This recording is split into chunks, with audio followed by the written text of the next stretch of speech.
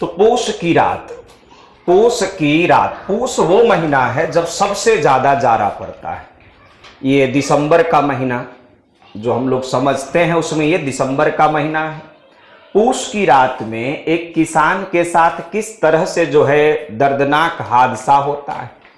एक किसान जो एक ही रात में किसान से मजदूर बन जाता है, उसकी कहानी है ये, जिसको लिखे हैं मुंशी प्रेमचंद। हिंदी साहित्य में अगर उपन्यास की बात होगी तो मुंशी प्रेमचंद का नाम सबसे ऊपर आएगा। कलम के सिपाही, कलम के सिपाही इनको कहा जाता है प्रेमचंद को। ये इतना बेहतर रचनाएं सब करके गए हैं कि जब तक हिंदी साहित्य रहेगा तब तक इनका नाम रहेगा। इनका जन्म 31 जुलाई 1880 को लम्ही गांव में, गांव का नाम है लम्ही, जो कि वाराणसी उत्तर प्रदेश में पड़ता है। उत्तर प्रदेश राज्य के वाराणसी जिला के लम्ही गांव में इनका जन्म हुआ। निधन 8 अक्टूबर 1936 को हुआ। इनका मूल नाम जो माता पिता के द्वारा दिया गया नाम है वो है धनपत राय। बाद में ये जब लेखन करना शुरू किए, लिखना शुरू किए, तो उस समय अंग्रेज जो है, कोई अगर कुछ लिखता था तो उसको पकड़ के जेल में डाल देते थे। तो एक छद्म नाम से, एक स्यूडो नेम से, एक अपना छुपा हुआ नाम से लिखना शुरू किए, नवाब राय। बाद में नवाब राय का भी पता चल गया अंग्रेजों को, तब ये एक और नाम अपना रखे, प्रेमचंद। यही प्रेमचंद नाम काफी मशहूर हुआ, काफी चर्चित हुआ। तो इनका मूल नाम है धनपत राय। लेखन का नाम बाद में बना नवाब राय, और उसके बाद इनका मुख्य नाम जो है, जो दुनिया जानती है, वो है प्रेमचंद। इनकी माता का नाम आनंदी देवी, पिता का नाम मुंशी अजायब राय, और इनकी प्रमुख किताबें हैं सेवा सदन, गबन, कर्मभूमि, गोदान, प्रेम पचीसी, और भी बहुत सारी किताबें हैं। ढेर सारी उपन्यास ये लिखे हैं। हर एक उपन्यास में गांव का दृश्य होगा, गांव के लोगों का दुख दर्द होगा, किसानों का जो है उसमें करुण कथा होगा, उसमें गांव में हो रहे अत्याचार की कहानी होगी, किसी के जीवन में जो दुख त्रासदी है उसको दिखाने में सबसे शानदार अगर किन्हीं की कलम चली है तो वह है मुंशी प्रेमचंद की। तो इस कहानी में क्या होता है पूष की रात में, इसमें जो चरित्र है वो है हल्कू, और दूसरा चरित्र है जमींदार का, वो है सहना, वो जो पैसा लेने के लिए आता है, और एक है जबरा, जबरा जो है कुत्ता है हल्कू का। तो इस कहानी को सुनिए, थोड़ा तेज गति से बढ़ेंगे। कि हल्कू ने आकर स्त्री से कहा, अपनी पत्नी से कहा कि सहना आया है, लाओ जो रुपये रखे हैं उसे दे दूं, किसी तरह गला तो छूटे। कि वो पैसा लेने आया है, उसको रुपये दे करके अपना जान छुड़ाए। मुन्नी झाड़ू लगा रही थी। मुन्नी कौन है? मुन्नी कौन है? नाम से बेटी लग रहा है, पत्नी है ये। बेटी कहीं इस कहानी में चर्चा नहीं हुई है, बेटा बेटी का जिक्र नहीं है। तो मुन्नी झाड़ू लगा रही थी, फिर पीछे फिर कर बोली कि 3 ही तो हैं, 3 ही तो रुपये हैं। ये तब की कहानी है जब 3 रुपये बहुत ज्यादा हुआ करते थे। कि 3 ही तो रुपये हैं, दे दोगे तो कंबल कहां से आवेगा? कंबल जो खरीदना है ठंड के लिए वो कहां से आवेगा? माघ पूष की रात हार में कैसे कटेगी? हार मतलब ऐसे ही वीरान में, जंगल झाड़ में कैसे कटेगी? कैसे हम लोग है सो काटेंगे माघ पूष की रात? उससे कह दो फसल पर रुपये दे देंगे, कि फसल होगा ना तो दे देंगे, अभी नहीं है। हल्कू एक क्षण अनिश्चित दशा में खड़ा रहा कि एक क्षण के लिए वो रुका, पूष सिर पर आ गया। कंबल के बिना हार में रात को वह किसी तरह नहीं जा सकता। मगर सहना मानेगा नहीं कि हार में, यानी कि खेत के तरफ, खेत खलिहान में बिना कंबल के कैसे जाएगा वो। और ये जो आया है पैसे लेने के लिए सहना, वो भी मानेगा नहीं। घुड़कियां जमावेगा, गालियां देगा। बला से जारो मरेंगे, बला सिर से टल जाएगी। कि जारो मतलब मर जाएं, ठीक है, जार में सिकुड़ के ठंड से कपकपा के मर जाएं, ठीक है, लेकिन इससे तो कम से कम जान छुड़े। ये तो बुरा भला कहेगा, गाली गलौज करेगा। यह सोचता हुआ वह अपना भारी भरकम डील, अपना भारी भरकम कदम लिए हुए, जो कि उसके नाम को झूठा सिद्ध करता है। नाम इसका क्या है? हल्कू। अब भारी भरकम कदम से चल रहा है, भारी कदम से नाम है इसका हल्कू। तो अपने नाम के विपरीत कदम बढ़ाते हुए चल रहा है, और अपनी पत्नी के पास जाकर बोला, खुशामद करके बोला, ला दे दे। गला तो छूटे, 3 रुपये दे दे, कंबल के लिए कोई दूसरा उपाय सोच लेंगे।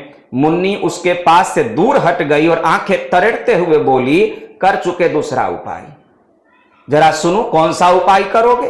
कोई खैरात में देगा कंबल, ना जाने कितनों की बाकी है और किसी तरह चुकने ही नहीं चुकती है। मतलब कितने लोगों का उधार रखे हुए हैं जो चुक ही नहीं रहा है, जीवन में कमा रहे हैं, उधार चुका रहे हैं, वो खत्म ही नहीं हो रहा है। मैं कहती हूं तुम क्यों नहीं खेती छोड़ देते? खेती करके क्या फायदा है कि खेती करो और उसके बाद चुकाते रहो सबका? मर मर कर काम करो और उपज हो तो बाकी दे दो, चलो छुट्टी हुई। बाकी चुकाने के लिए तो हमारा जन्म हुआ है कि हम लोग तो पैदा ही हुए हैं सबका बाकी चुकाने के लिए। पेट के लिए मजदूरी करो, ऐसी खेती से बाज आए कि अपना पेट भरने के लिए बाद मजदूरी करो।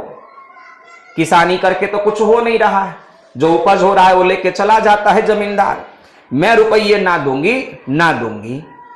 पत्नी जो है जिद करके बोली, हल्को उदास होकर बोला, तो क्या गाली खाऊं? मुन्नी ने तरफ कर कहा, गाली क्यों देगा? क्या उसका राज है?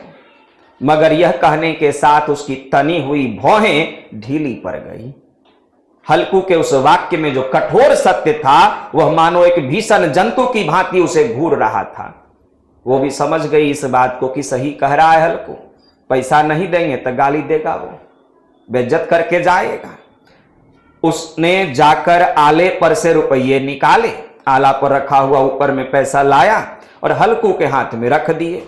फिर बोली, तुम छोड़ दो अब की से खेती, कि अब से खेती छोड़ दो, हम लोग ये खेती नहीं करेंगे। अब मजदूरी में सुख से एक रोटी खाने को तो मिलेगी, कि मजदूरी करके एक रोटी तो कम से कम सुख से चैन से खाएंगे, किसी की धौंस तो ना रहेगी। अच्छी खेती है, मजदूरी करके लाओ और वह उसी में झोंक दो और उस पर से धौंस सुनो। अभी भी किसानों का हालत कुछ हद तक ऐसा ही है, नहीं सुधरा है। किसान आज भी मजदूर से ज्यादा बेहतर नहीं हुए। मजदूर को तो हर दिन का अपना कमाई मिल जाता है, लेकिन ये जो बेमौसम कुछ हो जाए, बरसात या वो गर्मी, हर चीज किसान झेलता है। कभी भीषण गर्मी से फसल जल जाता है, कभी तेज बारिश में बह जाता है, कभी तेज हवा में पूरा का पूरा जितना फसल है सब जमीन पे सो जाता है। कभी कुछ भी हो सकता है। हर चीज का जो नुकसान है वो किसान को भुगतना होता है। मजदूर को क्या है, वो पूरे दिन काम किया तो 200-300 रुपया बना, वो अपना लेके चलते बना, उसको कोई टेंशन नहीं है।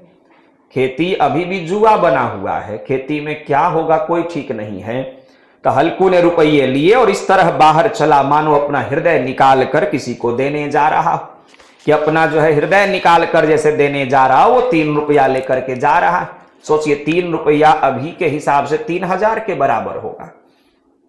तो आप किसी को 3000 रुपया देने जा रहे हैं और वही 3000 आपके पास है ही, और ठंड आने वाला है और ठंड के लिए आपके पास एक कंबल तक नहीं है और आपको खेत में रात में जाकर रहना होगा बिना कंबल के।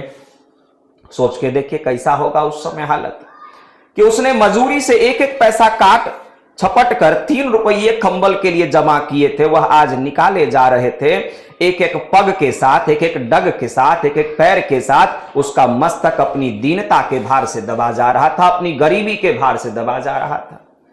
पैसा चला गया, सहना आया, पैसा रुपया लेके चला गया, कंबल का व्यवस्था हुआ नहीं, कोई देगा नहीं, और आखिरकार समय तो आना है, पूस की रात वो आ गई।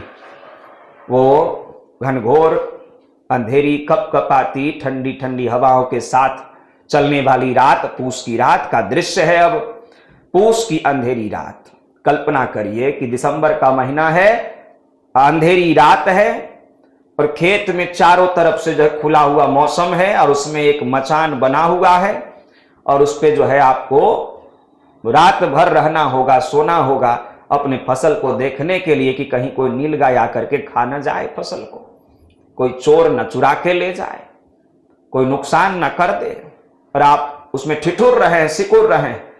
और वही दृश्य जो है वो आपके सामने आएगा कि आकाश पर तारे ठिठुरते हुए मालूम होते हैं।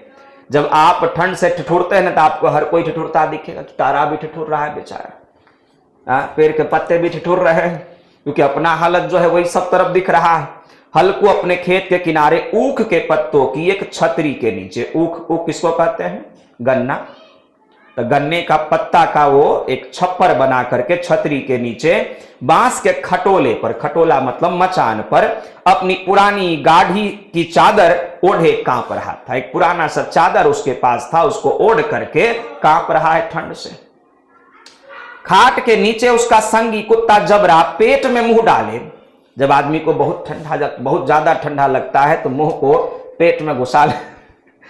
इंसान पेट में तो नहीं घुसाता, दोनों पैर के बीच में अपना मुंडी रख लेता है जब बहुत ठंडा लगे तो। तब कुछ लगता है कि राहत मिल रहा है, तो वही कुत्ता क्या करता है, पेट में अपना मुंडी घुसा लेता है। सर्दी से कूं कूं कर रहा था। दो में से एक को भी नींद ना आती थी कि कुत्ता भी बेचारा कूं कूं कर रहा है, हल्कू भी परेशान है, ठंड से बेचैन है, कपकपा रहा है। हल्कू ने घुटनियों को गर्दन में, घुटनियों ये घुटना दोनों को गर्दन में चिपकाते हुए कहा, क्यों जबरा, जाड़ा लगता है?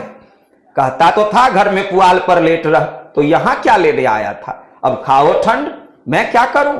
जानते थे मैं यहां हलवा पूरी खाने आ रहा हूं, दौरे दौरे आगे आगे चले आए। अब रो नानी के नाम को। ये किसको कह रहा है? जबरा को।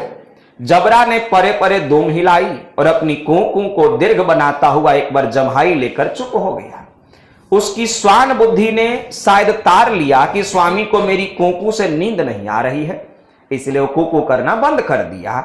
हल्कू ने हाथ निकाल कर जबरा की ठंडी पीठ सहलाते हुए कहा, कल से मत आना, कल से मत आना मेरे साथ, नहीं तो ठंडे हो जाओगे। ऐसा ऐसा इसमें शब्द है ना, मतलब वो उस समय का शब्द जो अभी प्रयोग में भी नहीं, कि नहीं तो ठंडे हो जाओगे, यह रांड पछुआ। ये सब जो है गाली गलौज वाला है कि यह जो है रांड पछुआ।